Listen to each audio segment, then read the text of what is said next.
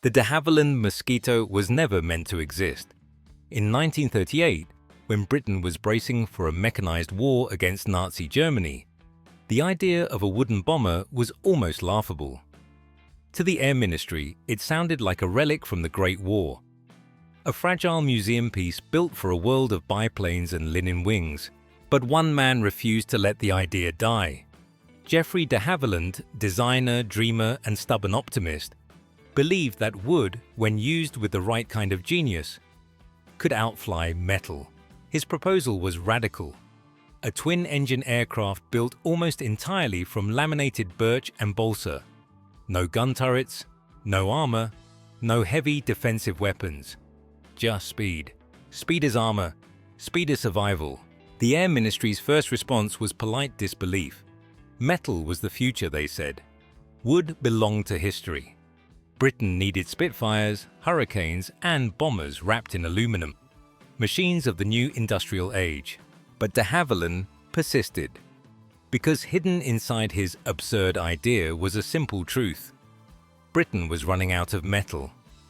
By 1939, aluminum was rationed, every sheet contested between factories building fighters and bombers. Yet across the country, there were hundreds of furniture shops, piano makers, cabinet craftsmen, skilled hands with no wartime purpose. De Havilland saw potential where others saw limitation. He imagined an aircraft built not in aircraft factories, but in carpentry workshops, a warplane born from the peacetime artistry of joiners and violin makers. From that vision came a shape of startling beauty: a sleek, unarmed bomber powered by two Rolls-Royce Merlins, the same engines driving Spitfires, bolted to a handcrafted wooden shell. When the prototype lifted off in November 1940, painted training yellow, test pilot Geoffrey de Havilland Jr. felt something no one expected: eagerness. The Mosquito climbed fast, turned smooth, and reached speeds that made fighter pilots whistle in disbelief.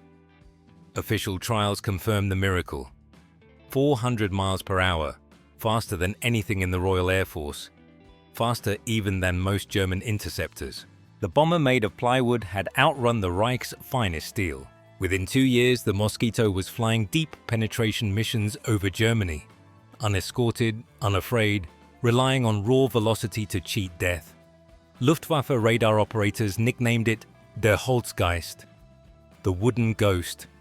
It came and went before flak gunners could even train their sights. But war never stands still.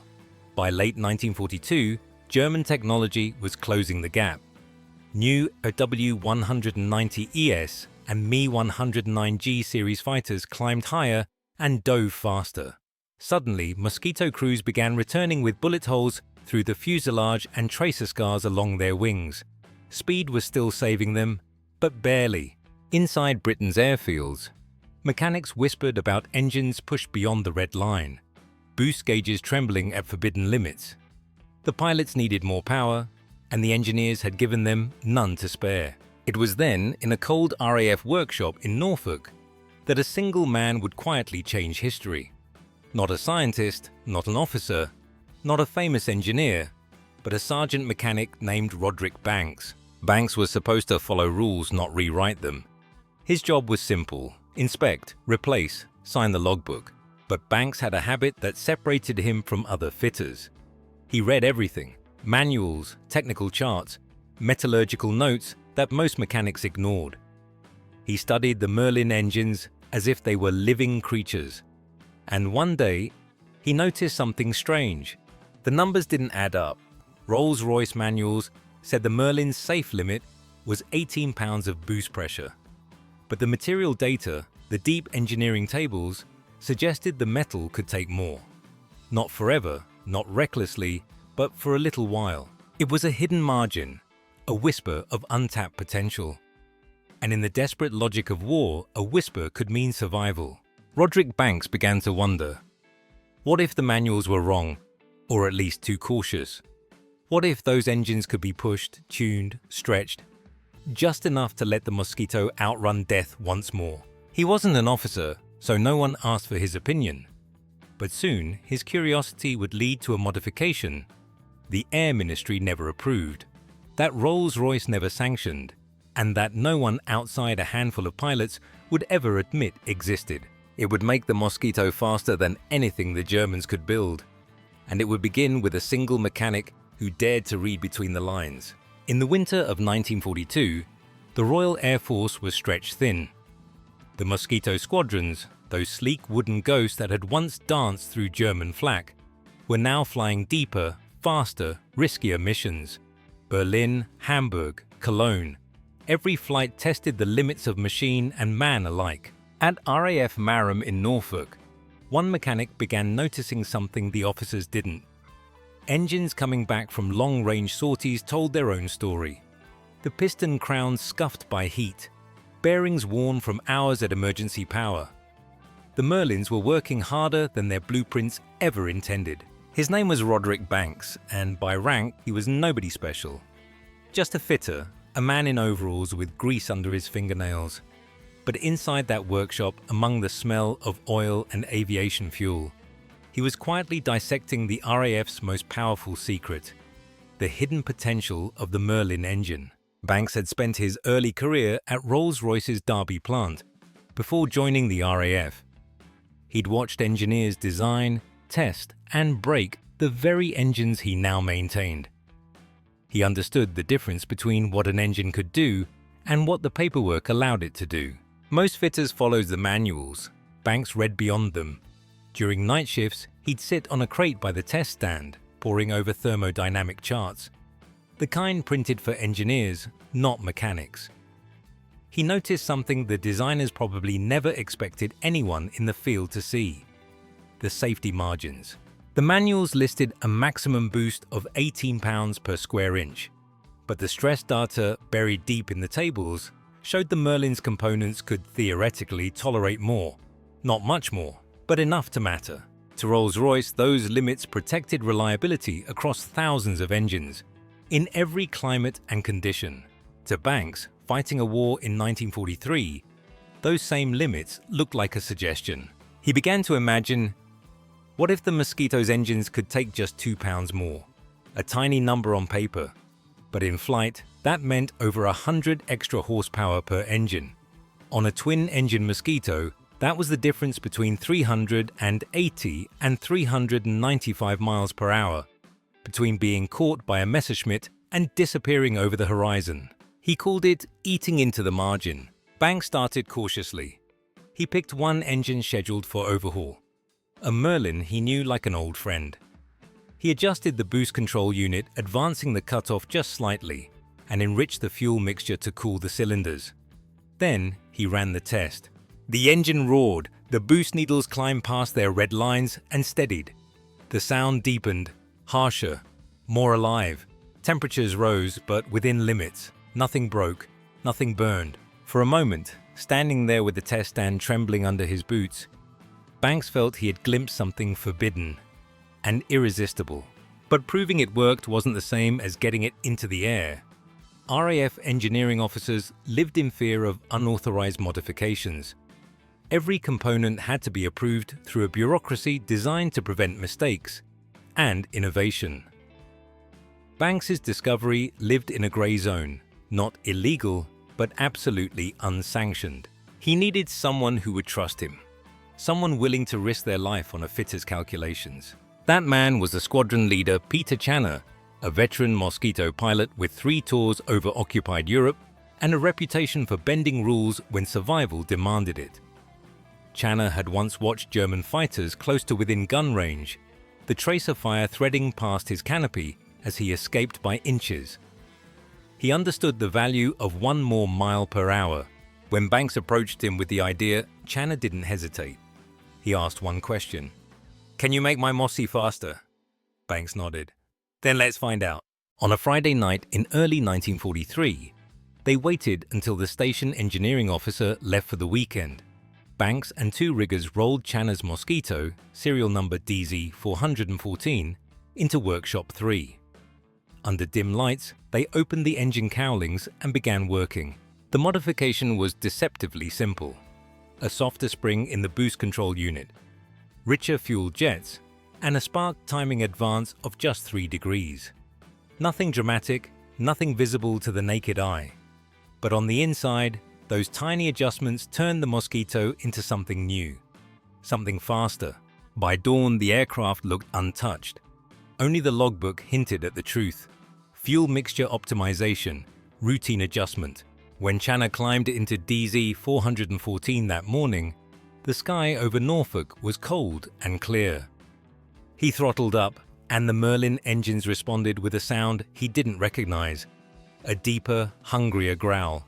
At 15,000 feet, he pushed the throttles past the stop. The boost gauges swept beyond the red lines, and the Mosquito leapt forward. The airspeed indicator passed 400 miles per hour, still climbing. Banks had done it, the wooden ghost was now a phantom. But the victory was silent. No one would ever admit it on paper. What they'd done wasn't approved, wasn't recorded, and certainly wasn't safe. But from that morning on, RAF Marram's Mosquito Squadron would carry a secret advantage, one born not from laboratories, but from a mechanic who refused to stop thinking. And as word spread among pilots, a quiet revolution began. Fitters staying late in hangars, whispering about Banks's engines, bending rules one turn of a wrench at a time. The war was changing. So was the machine that carried it. April 19, 1943. Over the grey morning haze of Germany's Ruhr Valley, two Focke-Wulf 190s roared into the sky, predators rising to hunt Ghost. 6 miles ahead, squadron leader Peter Channa and his navigator leveled their de Havilland Mosquito for the camera run. Below them lay Gelsenkirchen's synthetic oil plants, high-value targets, heavily defended, perfect bait for Luftwaffe fighters. They weren't supposed to make it back alive. For 10 minutes, the mission went perfectly. Photographs snapped, coordinates logged. Then, from the east came two dark shapes glinting in sunlight, fast, closing, deadly. "Bandits! 6 o'clock! High!" the intercom crackled. Channa glanced at the boost gauges. The needles hovered just below red. He smiled. "Let's see what Banks gave us." He pushed both throttles past the stops. The Merlin engines bellowed, a deeper, harsher tone. The boost needles surged past 20 pounds. The wooden airframe shuddered, but held. And then, with a force that pressed them into their seats, the Mosquito leapt forward. The airspeed indicator climbed. 390, 400, 405 miles per hour. The altimeter began to unwind as Channa traded height for speed, slipping into a shallow descent. Behind them, the German fighters adjusted, diving harder to close the gap. For half a minute, the chase held even. The Predators drawing in, cannon barrels flashing, tracer fire stitching the air, but slowly, inexorably, the distance widened. 500 yards, 600, 700. The Luftwaffe pilots realized the impossible. Their FW-190S, Germany's fastest, were losing ground to a British bomber. Channa's navigator watched the gun camera's reflection fade from their tail window and exhaled. They were free. When DZ-414 landed back at RAF Marram, the ground crew crowded around, expecting holes, damage, maybe worse. Instead, Channa stepped out, grinning. "She runs," he said simply, "like the devil himself built her." Word spread across Bomber Command faster than any memo. Banks's engines became a whispered legend. Mechanics from nearby squadrons started showing up at Marram under the pretense of routine maintenance, asking careful questions, taking careful notes. By May, at least 3 more Mosquitoes had received the same quiet treatment. Boost recalibrations, richer fuel mixtures, magneto timing advanced by fractions of a degree. And every pilot who flew them reported the same thing. They were untouchable. By summer 1943, Banks's modification had spread unofficially across half a dozen stations. No paperwork, no signatures, only results. On June 17th, a modified Mosquito evaded 3 Me-109G6S over Hamburg, returning without a scratch. On July 3rd, another outran a German ace, Kurt Bühligen, 112 kills to his name. He never caught it. Every time a Mosquito came home that shouldn't have, more pilots wanted what Channa had. The RAF was witnessing an invisible revolution. One fought not with bullets, but with tolerance margins and torque wrenches. Officially, it didn't exist. Unofficially, it was saving lives every night. The statistics were staggering. Mosquito loss rates on deep penetration missions began dropping. Crews flying Banks-modified aircraft were returning at nearly double the rate of standard planes. The math didn't lie. What had started as a single unauthorized tweak had become a quiet transformation of the RAF's fastest aircraft. But every secret comes with a cost. Engines pushed beyond their design limits began to show strange signs: heat discoloration on exhaust valves, faint hairline cracks in piston crowns. Maintenance crews learned to recognize them by smell: the faint sweetness of overheated metal, the whisper that an engine had been living on borrowed time. Banks wasn't blind to the risks. He checked every modified engine himself, pulling any that looked even slightly tired. To him, the equation was simple: a shorter-lived engine was still better than a shorter-lived pilot. And yet, deep down, he knew he was walking a line so thin it could vanish with one bad decision. Then came Operation Jericho, February 18, 1944. 19 Mosquitoes, flying at rooftop height across occupied France, tasked with bombing the walls of Amiens prison to free captured members of the French resistance. It was daylight, suicide by most calculations. Group Captain Percy Pickard led the first wave. Many of the aircraft in that formation carried Banks's fingerprints, modified Merlins that had already defied death over Germany. The Mosquitoes roared over the prison at 50 feet, bombs slamming through the target walls with surgical precision. 258 prisoners escaped. But as the formation turned for home, the Luftwaffe came hunting. Over Abbeville, 4 FW-190s pounced. Squadron leader Ian McRitchie, flying one of Banks's tuned aircraft, pushed his throttles forward. The engine screamed, boost gauges kissing 20 psi. His Mosquito surged to 405 miles per hour, pulling away just as the German tracers fell short. Further south, Flight Lieutenant Bob Airedale was ambushed by a 109G. For 3 minutes, the two aircraft tore across the French countryside at treetop height, both throttles wide open. Slowly, Airedale pulled ahead. 10 miles per hour, then 15. The German broke off. 12 Mosquitoes with Banks's modifications made it home that day. 4 didn't, and none of those 4 had the illegal engines. For the crews who lived dashboard, the conclusion was undeniable. For Roderick Banks, it was confirmation and a warning. His secret was now too big to hide and too valuable to stop.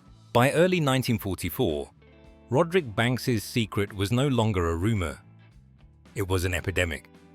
From Norfolk to Lincolnshire, mechanics whispered about the overboost fix, the subtle tweak that turned ordinary Mosquitoes into predators. Pilots swapped stories like contraband. She hit 405 over Hamburg, outran 3 190s near Bremen. What had begun as an unsanctioned experiment had become RAF folklore. But folklore doesn't last long in war. Sooner or later, someone notices the numbers. And on the other side of Europe, the numbers were driving Hermann Göring insane. The Reichsmarschall of the Luftwaffe had built his empire on air superiority. Now, British wooden furniture, as he mockingly called it, was photographing Berlin in broad daylight. Uncatchable, untouchable, unstoppable. In March 1944, Göring interrupted a Luftwaffe briefing, slamming his fist onto the table. "Why?" he demanded. "Can't my fighters catch these damn plywood toys?" The room fell silent. No one dared tell him the truth. That German industry, strangled by bombing and shortages, simply couldn't build engines strong enough, reliable enough, to match what the British mechanic had coaxed from his Merlins. Even as Göring raged, Banks's modifications spread further, carried not by memos but by word of mouth and trust. By summer, his quiet rebellion had become a network, a hidden brotherhood of fitters and riggers who knew which bolts to turn and which rules to ignore. Flight Sergeant Thomas Yardley at RAF Coningsby, Corporal James Dennison at Whittlesford, and a dozen others became his disciples. They were meticulous, teaching the next pair of hands to make each adjustment by feel, not instruction. The RAF's official maintenance chain still pretended nothing had changed. The paperwork stayed clean, the logs stayed vague, and yet somehow mosquitoes across Britain were flying faster than ever before. But nothing in engineering is free. The price came due in the winter of 1944. Modified engines pushed beyond their lifespan began failing. Not often, but often enough to haunt every man who'd held a wrench. Banks tracked each one in a small, oil-stained notebook. He recorded every serial number, date, and failure. The first loss came quietly. A Mosquito caught fire on takeoff, its starboard Merlin exploding in a flash of oil and flame. The crew barely survived. The investigation pointed to fatigue, a connecting rod fracture from overstress. Banks examined the wreckage himself. The pattern was unmistakable. Micro cracks that had grown across 170 hours of flight. He had told his fitters to pull engines at 150. Someone had missed the deadline. That night, he sat alone in the hangar, staring at the charred engine block. He wasn't an officer, but he understood command in its cruelest form. The command of responsibility. He had saved dozens of lives by defying the rulebook. But now, one man's oversight had nearly cost two more. The arithmetic of survival was turning dark. Still, the missions continued. The war demanded it. January 14, 1945. Flight Lieutenant David Wilson and his navigator took off for a reconnaissance sortie over Kiel. 40 minutes in, the starboard temperature gauge spiked. Wilson throttled back, but the damage was done. Oil pressure dropping, heat climbing. 8 miles from the English coast, the engine seized. The propeller windmilled uselessly. Wilson ditched in the North Sea. They were rescued, barely, but when Banks saw the wreckage, he knew immediately. The cause was his. A cracked exhaust valve from sustained high-boost operation. Metal fatigue. Predictable. Preventable. The realization hit him harder than any reprimand could. For 2 years he had lived in the silence between rules. But now, that silence was filled with the sound of failing pistons. The statistics were undeniable. Between June 1944 and March 1945, Mosquitoes with modified engines had flown over 3,400 sorties. They'd lost 11 aircraft in combat, a rate half that of unmodified squadrons, but they'd also suffered 23 mechanical failures, 3 fatal. Every number told the same story. Banks's modifications worked, but they worked at a cost the manuals had tried to avoid. When Rolls-Royce began noticing unusual wear patterns on returned engines, the questions started. Field engineers whispered about mystery heat signatures, bearings running hotter than design limits. They suspected unauthorized boost, but no one dared accuse the RAF directly. The war still needed the Mosquito's magic, and no one wanted to admit that the miracle was powered by rule breaking. Banks knew the end was coming. He was tired, the kind of exhaustion that seeps into the bones. His hands shook from coffee and sleepless nights. Photographs from late 1944 show a man aged far beyond his years, haunted by both pride and guilt. He kept working, kept recording, kept pushing, because by then it wasn't about defiance, it was about finishing the job. And on a cold morning in February 1945, the job finally caught up to him. Not through a failure, but through a visitor. A black staff car pulled into RAF Marham. The driver stepped out, and from the passenger seat emerged a man Banks recognized immediately. Ernest Hives, managing director of Rolls-Royce's Aero Engine Division. The man who had built the Merlin had come to meet the mechanic who had broken its rules. February 12, 1945. The war was still raging, but inside Workshop 3 at RAF Marham, time seemed to pause. The Merlin engine on the test stand was half disassembled, its pistons gleaming under the overhead lamps, and there, bent over the crankcase, sleeves rolled, stood Roderick Banks, the mechanic who had taught wood and steel to defy physics. When the door opened and Ernest Hives, managing director of Rolls-Royce, stepped inside, the world suddenly became very small. Here was the man who designed the Merlin, and here was the man who changed it. For 3 silent minutes, Hives watched Banks work. Then, softly, he said, "Show me what you're doing, Sergeant, all of it." What followed wasn't an interrogation, it was a masterclass. Banks explained every detail. The softened boost spring, the enlarged fuel jet, the 3-degree spark advance. He spoke plainly, no excuses, no hesitation. Just numbers, tolerances, logic. Hives listened without interrupting, occasionally nodding, occasionally smiling. He had come expecting reckless tinkering. What he found was engineering discipline wrapped in rebellion. The managing director spread service records for 200 Merlin engines across the workbench. Some were standard, some were clearly Banks modified. The data told a simple truth. Engines with modifications failed twice as often, but aircraft equipped with those engines survived twice as often. For Hives, the conclusion was inescapable. The mechanic had been right. 3 hours later, the two men shook hands. Hives didn't reprimand him. Instead, he thanked him. In March 1945, Rolls-Royce issued Technical Service Bulletin 184. It officially authorized higher boost pressures and enriched fuel mixtures for Merlin engines in specific combat operations. The exact changes Banks had pioneered in secret 2 years earlier. What had been illegal yesterday was now standard procedure. The ripple spread quickly. Mosquito squadrons across Europe received orders to implement the new settings. Pilots felt the difference immediately. The deeper roar, the extra pull, the sense of acceleration that could mean the difference between life and death. And it didn't stop there. The lessons carried into the next generation of aircraft. Late war Spitfires and Mustangs used updated Merlins with reinforced pistons and recalibrated superchargers. Refinements born from Banks's unauthorized experiment. He had shown Rolls-Royce that their safety margins were too cautious, their engines too modest for the realities of combat. He had proven that perfection on paper meant nothing if men didn't come home. When Germany surrendered in May 1945, the statistics spoke louder than medals. Mosquitoes equipped with Banks-modified engines had flown over 8,200 sorties in the war's final year.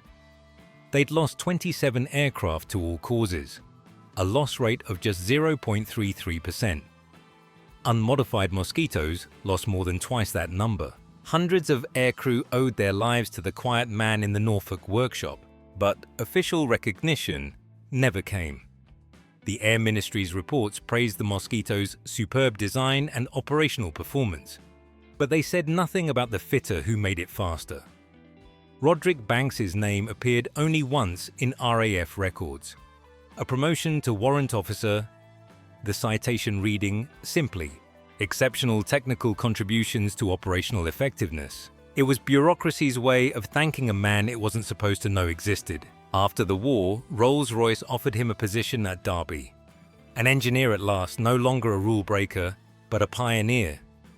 He worked there for the next 47 years, developing jet engines for a new era of flight. He died in 1992, aged 76. His obituary mentioned a distinguished career in aerospace engineering. It said nothing of mosquitoes or modifications. The story might have ended there, forgotten among the millions of small acts, though, that quietly won the war, if not for a reunion in 1995. 3 aging Mosquito veterans, over tea and laughter, told a historian the same phrase: "We had Banks's engines." That historian asked the right questions, opened the right archives, and found the truth buried in maintenance logs and technical bulletins. At last, the full story emerged. A single mechanic who turned fear into physics, bureaucracy into innovation, and rules into survival. His legacy lives far beyond those wooden bombers. Modern military engines still operate with 2 sets of limits: official and operational. Pilots know that when survival demands it, they can push beyond the red line for a few seconds at a cost, and those seconds save lives. That doctrine began here, in a cold English hangar, with a man who refused to believe the manual was the end of the story.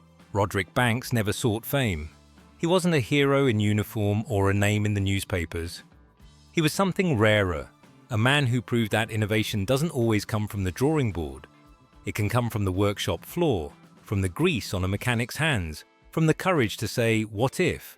The Mosquito's legend, the plane that outran every German fighter, wasn't just the work of de Havilland's engineers. It was the work of a sergeant who broke the rules to keep others alive.